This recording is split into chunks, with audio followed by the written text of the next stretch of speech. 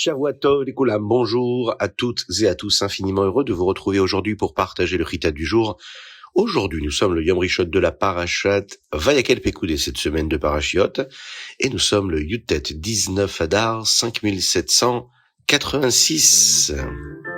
Nous étudions aujourd'hui la Ilui Nishmat pour l'élévation de l'âme de Alice Fortuné Mazaltov Cohen, Bat Esther et Avraham Zichonan Livracha.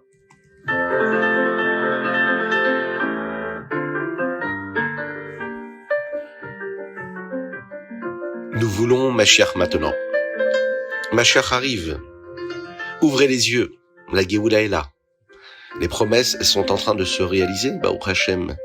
Pendant la Seconde Guerre mondiale, le rabbi précédent, le rabbi Yosef Yitzhak, a lancé une nouvelle campagne concernant le Mashiach.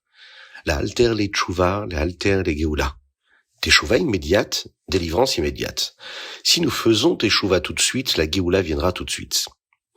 Au même moment où le rabbi Yosef Yitzhak disait à tout le monde que Mashiach pouvait venir maintenant, il travaillait également à diffuser le judaïsme et à créer des écoles, des chadarim, où on étudiait la Torah, le Kodesh, les parties saintes de la Torah de manière prioritaire, essentielle. Il développait des projets qui demandaient beaucoup de temps. Les gens étaient perplexes. Si Mashiach arrive tout de suite, alors nous n'avons pas besoin de nous soucier de créer un nouveau cheder ou d'envoyer un nouvel émissaire dans une ville lointaine. Mashiach s'en occupera très rapidement. Lorsqu'ils ont interrogé le rabbi Yosef Yitzhak, il leur était répondu qu'il existe un exemple pour cela dans la Torah. Dans le désert, dans le Midbar, le Ham Israël a voyagé dans de nombreux endroits, différentes étapes. Et dans l'un de ces lieux, ils sont restés 19 ans. Dans un autre, ils sont repartis après seulement un seul jour. Mais peu importe la durée de leur séjour, même s'ils n'étaient là que pour un jour, ils devaient monter tout le Mishkan et tout le campement, ce qu'on appelait le Machané, comme s'ils allaient rester très longtemps. Il en va de même pour la galoute. Et c'est l'explication qu'il a pu en donner. Même si nous ne sommes ici que pour un jour de plus, nous devons tout organiser comme si nous allions rester longtemps. C'est la raison pour laquelle le rabbi Yosef Yitzhak a mis en place des projets de longue haleine, même si Mashiach pouvait venir le jour même. En exil, nous devons aussi garder ces deux sentiments ensemble. Nous devons avoir un bitachon, une confiance totale qu'Akadosh Baruch Hu fera des miracles et que Mashiach viendra maintenant, mais en même temps, nous devons planifier tout selon les règles de l'exil. Bien sûr, nous serons très heureux de ne pas avoir à terminer ces plans, car Mashiach s'en chargera. Pour nous, Bezrat Hashem, très très rapidement.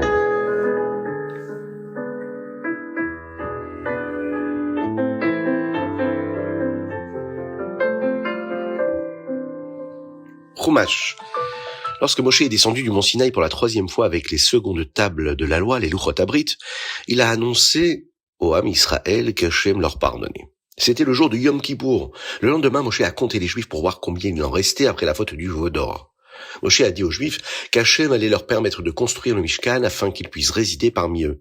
Ve'asu limikdash ve'shachanti betocham. Et bien que les Juifs soient très impatients de le construire, immédiatement, ils doivent faire attention, le texte nous le dit, à ne faire aucun travail le jour de Shabbat. Ensuite, Moshe a demandé au Ham Israël de donner les matériaux nécessaires à la construction du Mishkan, comme de l'or, de l'argent, du cuivre et du bois de chittim. Le texte nous dit également qu'Akadosh Baruch Hu va donner à certaines personnes la force spéciale de comprendre comment utiliser ces matériaux pour fabriquer le Mishkan comme Hachem l'a ordonné. Les Nessiim, les princes de chaque tribu, n'ont pas donné immédiatement. Ils ont d'abord essayé de s'assurer que chaque membre de la tribu donnait autant qu'il le pouvait. Bien que les femmes n'aient pas eu l'obligation de donner, elles l'ont souhaité et ont apporté les bijoux pour le Mishkan. À la fin de la journée, lorsque tout le monde eut fini d'apporter les matériaux, le Ham Israël vit qu'il y en avait plus qu'assez pour construire le Mishkan. Personne n'avait apporté de pierre pour l'éphod, ni d'épices ou d'huile, mais il restait assez d'or et d'argent pour les acheter. Les Nessim réalisèrent alors qu'ils avaient fait une erreur et qu'ils auraient dû aider leur tribu tout en apportant eux-mêmes tout ce que le Mishkan avait besoin. Ils voulaient participer eux aussi. Ils décidèrent alors d'apporter au moins ce qui manquait et ils donnèrent les pierres pour le éphod, les épices et l'huile.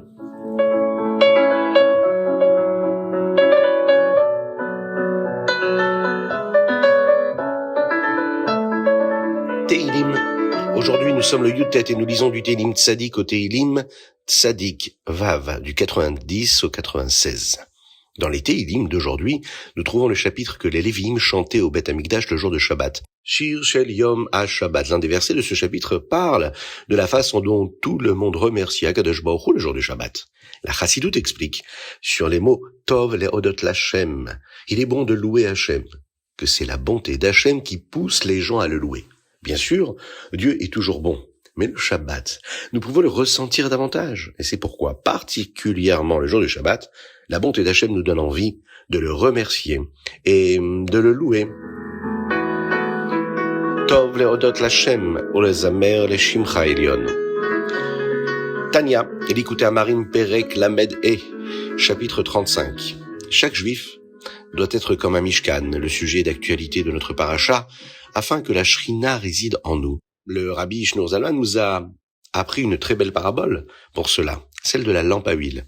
Le corps d'un juif est comme la mèche, l'huile représente les mitzvot que nous accomplissons, et la Shrina est la flamme qui repose sur nous. Nous avons également appris que l'âme, la neshama, ne suffit pas à servir l'huile. Nous avons besoin d'accomplir les mitzvot, le ratzon d'Akadosh Baruch Hu, la volonté d'Hachem. Il existe 2 types de mitzvot qui font résider la Shrina sur nous pour que nous puissions briller. L'étude de la Torah et les mitzvot concrètes. Lorsque nous utilisons notre esprit, notre bouche pour étudier, pour apprendre, pour prononcer des lettres de Torah, ce sont les paroles d'Akadosh Baruch Hu. Cela fait résider la Shrina dans notre neshama et de cette façon, la neshama, notre âme, pourra briller. Il y a également les mitzvot concrètes.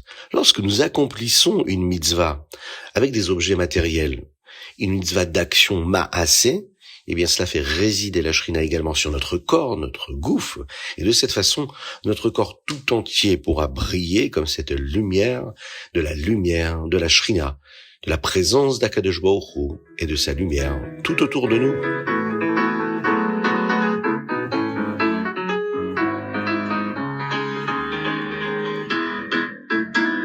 Hayom Yom 19 Adar 1. Dans le Hayom Yom d'aujourd'hui, le Rabbi Yosef Yitzhak écrit une lettre à la direction de la Yeshiva Tomret Mimim. Il exprime son mécontentement car il constate que les étudiants ne connaissent pas le Nach. Parmi d'autres lacunes comme le Lashon HaKodesh, la langue sainte, bien la lecture, avec toutes les précisions qu'il pourrait y avoir dans le diktuk, toute la grammaire, l'histoire juive, les compétences qu'il faut y avoir en écriture. Il demanda donc à la yeshiva d'établir un plan lors de leur prochaine réunion pour corriger ce problème. Le Rabbi Yosef Yitzhak décrit comment même les chassidim moyens à l'époque étaient des experts en art. Tous les chassidim connaissaient très bien le Tanakh entier. Le Tanakh comprend tous les livres de la Torah, les Nevi'im et les Ktuvim. Il y a 24 livres au total. Et voici donc le programme, le seder qu'ils suivaient. Après la tfila du matin, shacharit, ils étudiaient des mishnayot, puis en rangeant leur talit et leur tfilin, ils récitaient des parties du Tanakh de sorte qu'ils finissaient le Tanakh entier tous les 3 mois. Hayom Yom du 19 Adar 2. L'un des chassidim du Rabbi Shneur Zalman s'appelait Reb Moshe Meizedes. Il nous a rapporté un enseignement du Rabbi Shneur Zalman, le Aleph de la chassidoute. La première chose à savoir, c'est qu'il faut utiliser les forces spéciales qu'Hachem nous a données pour notre service divin, pour la Avodat Hachem. Et l'une de ces forces est le Mohar Shalit Alalev. Cela signifie que notre esprit peut contrôler nos sentiments. Souvent, ce qui nous pose problème dans notre vie, ce sont les émotions, les sentiments. Cette force doit être utilisée pour servir Hachem de 2 manières. Faire ce que nous savons être juste, même si nous avons envie de faire autre chose, et utiliser notre esprit pour réfléchir, pour méditer sur la grandeur d'Akadosh Baruch Hu et la sainteté de la Torah, ce qui finira par nous donner du courage, de l'envie, du désir et de la joie, et faire en sorte que nos sentiments seront réveillés pour cela. Ils nous donneront en réalité une envie de servir Dieu avec de la hava, avec de l'amour. Méditer à la grandeur de Dieu fait naître en nous l'envie de le servir avec beaucoup d'amour. Il faut beaucoup investir dans cela. Et puisque nous avons parlé du Reb Moshe Meizedes, voici l'histoire de la façon dont Reb Moshe a utilisé ce Aleph de la Chassidoute, à savoir, de faire ce qu'Hachem nous demande, faire ce qui est juste, même si nous avons envie de faire autre chose, d'écouter le cerveau et non pas le cœur. Cela lui a sauvé la vie. Il était un chassid du Rabbi Shneur Zalman très intelligent. Et à cette époque, l'empereur français Napoléon voulait conquérir la Russie. Le Rabbi Shneur Zalman savait que si Napoléon gagnait, les conditions matérielles s'amélioreraient peut-être en Russie, mais les conditions spirituelles à la Rouhaniout allaient empirer pour le Am Israël. Le Rabbi Shneur Zalman envoya donc Reb Moshe Meizales comme espion pour la Russie. Il devint traducteur pour les officiers français, ce qui lui permettait d'apprendre tous leurs plans de bataille qu'il transmettait ensuite, secrètement bien sûr, aux Russes.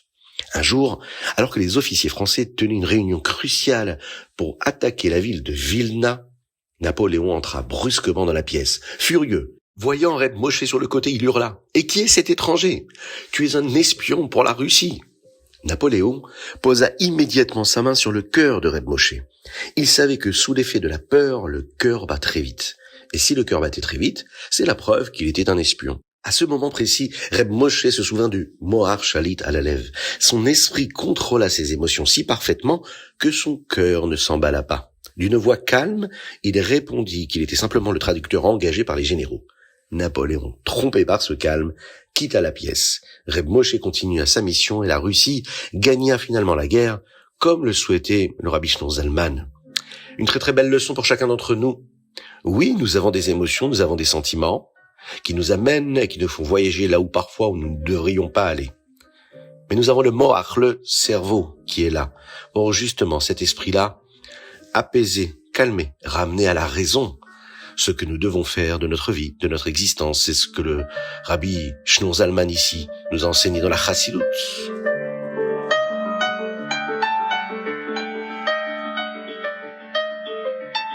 Rambam Ilchot Brachot et Ilchot Mila aujourd'hui. On termine les Ilchot Brachot avec le chapitre 10. En plus des bénédictions avant de profiter de quelque chose, les Chachamim ont instauré des bénédictions pour remercier et louer Hachem constamment. Ce qu'on appelle les Birkot Shevach Vehodaha. Comme les bénédictions du matin, par exemple les Birkot HaShachar. Mais également les Brachot telles que la bracha de Shehechianu, la bracha de Hagomel. Mais aussi pour les choses qui nous semblent pas bonnes du tout, ou celles qui nous semblent bonnes. C'est une mitzvah de remercier Hachem pour les nouvelles difficiles, tout comme nous le remercions pour les bonnes choses qui nous arrivent. Perek Yud Aleph. Nous apprenons ici des brachot sur les mitzvot, comme la bénédiction sur les tfilin ou le lavage des mains, Netilat Yadayim. Généralement, on dit la bénédiction avant d'accomplir la mitzvah. Et le Rambam conclut ces halachot en nous disant que nous devrions essayer de dire autant de bénédictions que possible sans en dire d'inutiles. Et nous commençons les Ilchot Mila. Dans le premier chapitre ici, nous parlons de la Brit Mila à l'âge de 8 jours. La halacha est que si le bébé est malade, on ne fait pas la Brit Mila tout de suite, car la préservation de la vie repousse toutes les mitzvot, et donc on attendra que le bébé soit rétabli pour lui faire la Brit Mila.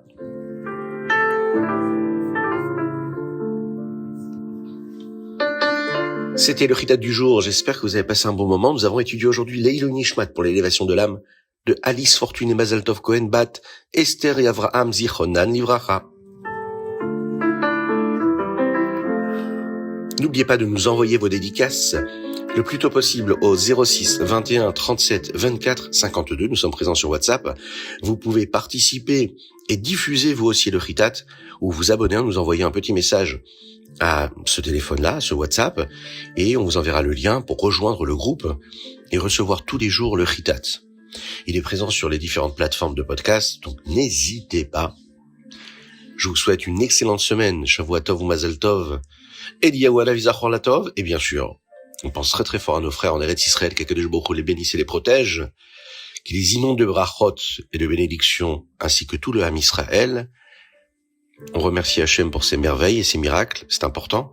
Et aujourd'hui, on va prendre le temps pour dire un Teilim pour eux, ceux qui se battent pour le Ham Israël en Israël ou en dehors d'Israël. On va lire ensemble le Teilim Kuf Raf Aleph 121. On va se poser tranquillement, qu'on soit au travail, sur la route, en voiture.